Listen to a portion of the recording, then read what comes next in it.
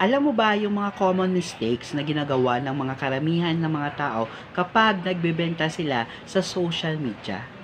Kung hindi mo pa alam, well, sasabihin ko na. Ito yung nafo-focus sila mismo sa product, hindi sa kung ano yung matutulong ng product. Kasi nafo-focus sila sa features, hindi sa benefit. Kasi the reality, yung mga followers mo is wala talagang pakialam or wala silang care sa kung ano yung products at services na ino-offer mo. Yung mahalaga sa kanila is paano mo matulungan or masolve yung problema nila. So next time, kapag magbenta ka online, huwag ka na mag-spend too much time sa kung ano yung ingredients, di ba? Kung ano yung feature ng product mo. Mag-spend ka ng time kung paano mo sila matulungan or masolve yung problema nila. Now, gusto buwang malaman kung paano kumita ng $500 a month sa pagpo-post lang ng video at saka picture.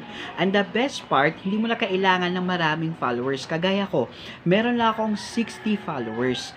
Now, kung gusto mong malaman kung paano, just comment below how at ibibigay ko sa iyo yung buong details. And the best part, bibigyan kita ng $0.28 kapag nag-sign up ka today.